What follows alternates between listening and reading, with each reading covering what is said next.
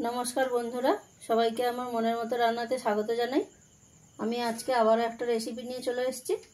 आजकेर रेसिपि निरामिष ढेঁড়স रान्नाटा आमी किभाबे करेछि आपनारा प्रथम थेके शेष पर्यन्त भिडियोटा स्किप ना करे देखते थाकुन। और एई रेसिपिटा दिये आपनारा गरम गरम भाते खाबेन, खूब भालो लागे खेते। निरामिष ढेঁড়সটা रान्ना करार जन्य आमी एखाने 400 ग्राम ढेঁড়স निये निয়েछि। और ढेঁড়সटाके एरकम पेछनेर अंश और सामनेर अंश केटे निलेई होबे। और जे ढेঁড়সটা बड़ छिलो सेटाके आमी दुटो टुकरो करे केटे निয়েছি। आपनारा एखाने चेष्टा करबेन एकदम कचि कचि ढेঁড়স निये नेওয়ার। प्रथमे একটা पेस्ट बानिয়ে নেব। তার জন্য একটা বাটি আমি নিয়ে নিয়েছি। তাতে দিয়ে দেব 2 চামচ কালো সরষে, 2 চামচ পোস্ত আর ঝালের জন্য 5-6 পিস কাঁচা লঙ্কা। এবার এর মধ্যে জল দিয়ে দেব, দিয়ে আধ ঘন্টা ভিজিয়ে রেখে দেব। সরষেটা অনেক সময় মিক্সিতে পেস্ট করলে তেতো হয়ে যায়, আর যাতে তেতো না হয় তার জন্য এর মধ্যে দিয়ে দিতে হবে 6-7 পিস কাজু।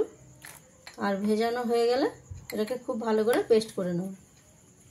প্রথমে ঢেঁড়সগুলোর মধ্যে অল্প পরিমাণ জল ছিটিয়ে নেব, তাহলে ঢেঁড়সটা ম্যারিনেশনের সুবিধা হবে, ভালোভাবে কোট হবে।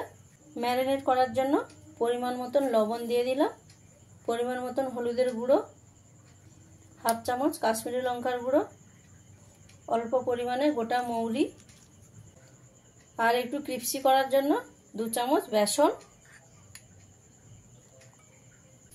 দিয়ে খুব ভালো করে মেখে নেব। এইভাবে খুব ভালো করে মেখে নিয়েছি। ঢেঁড়সটা ভেজে নেওয়ার জন্য আমি একটা কড়াই গরম করে নিচ্ছি। তাতে দিয়ে দিলাম সরষের তেল। তেলটা খুব ভালো করে গরম করে নিতে হবে। খুব ভালোভাবে গরম হয়ে গেছে। এবারে ঢেঁড়সগুলো দিয়ে দেব।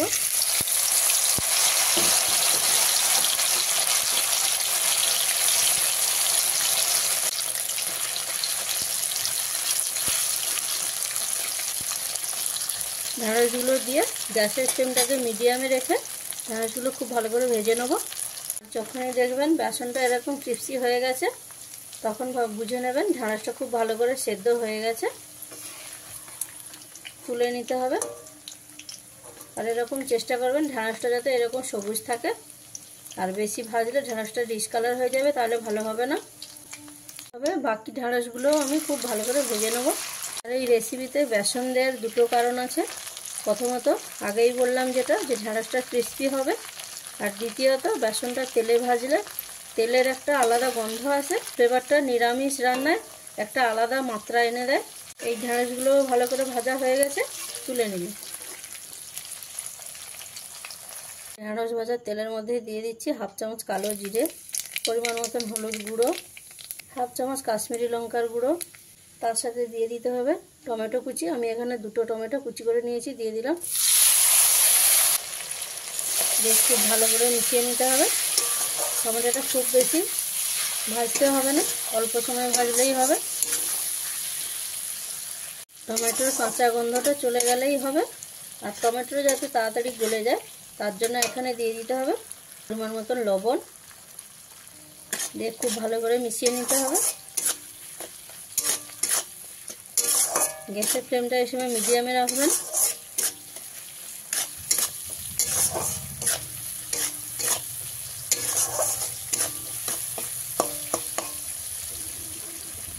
টমেটোটা ভালো করে মিশিয়ে নিয়ে এর মধ্যে দিয়ে দিতে হবে পেস্ট করে রাখা সরষে, পোস্ত, কাঁচা লঙ্কা,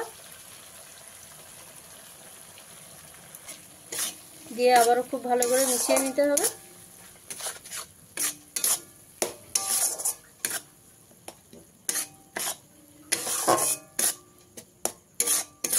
দুই থেকে 3 মিনিট ভালো করে মশলাটা কষিয়ে নিতে হবে। গ্যাসের ফ্লেমটা এই সময় লোতে রাখবেন। পেস্টটা ভালো করে মিশিয়ে নিয়ে যাতে তাড়াতাড়ি পেস্টটা রান্না হয়ে যায়, কষানো হয়ে যায়, তার জন্য এখানে দিয়ে দিতে হবে ঢাকা। ঢাকা খুললেই দেখতে পাবেন মশলা থেকে কত সুন্দর তেল ছেড়ে দিয়েছে, আর টমেটোটা খুব সুন্দর গলে গেছে।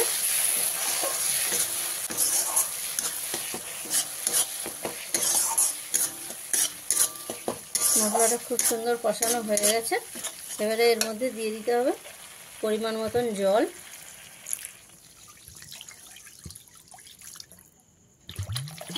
দিয়ে ভালো করে মিশিয়ে নিতে হবে। মিশিয়ে নিয়ে গ্যাসের ফ্লেমটাকে হাই করে অল্প কিছু সময় ফুটিয়ে নেব। সঙ্গে দিয়ে দেবো 1 চামচ চিনি, টমেটোটার স্বাদটাকে ঠিকঠাক ব্যালেন্স রাখার জন্য। দিয়ে গ্রেভিটাকে খুব ভালো করে ফুটিয়ে নেব। গ্রেভিটাকে খুব ভালো করে ফুটিয়ে নিয়েছি। এবারে এর মধ্যে দিয়ে দিতে হবে ভেজে রাখা ঢ্যাঁড়সগুলো।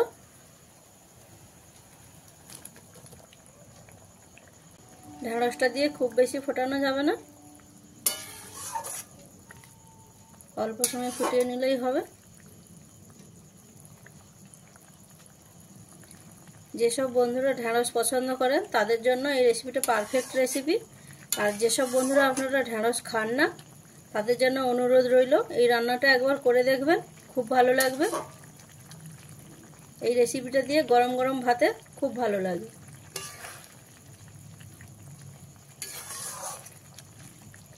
এই রেসিপিটা আপনারা যে কোনো নিরামিষ দিনে কিংবা কোনো পুজোর দিনে আপনারা বানিয়ে খেতে পারবেন। আশা করি আমি যেইভাবে রান্নাটা করলাম আশা করি আপনাদের ভালো লাগবে। আর ভালো লাগলে চ্যানেলটাকে লাইক, কমেন্ট, শেয়ার এবং সাবস্ক্রাইব করতে ভুলবেন না। ঢ্যাঁড়সটা দিয়ে অল্প সময় ফুটিয়ে নিয়েছি। তো বন্ধুরা এই রেসিপিটা আপনারা বাড়িতে অবশ্যই একবার ট্রাই করে দেখবেন। রান্নাটা কেমন হয়েছে আমাকে কমেন্ট করে জানাবেন। এবার শেষ পর্যায়ে এর মধ্যে দিয়ে দিতে হবে কয়েকটা চেরা কাঁচা লঙ্কা, ধনেপাতা কুচি,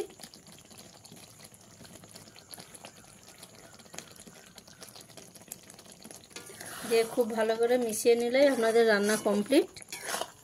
আমি এবার নামিয়ে নিলাম। রান্নাটা আমার কমপ্লিট হয়ে গেছে, আমি এইভাবে নামিয়ে নিয়েছি।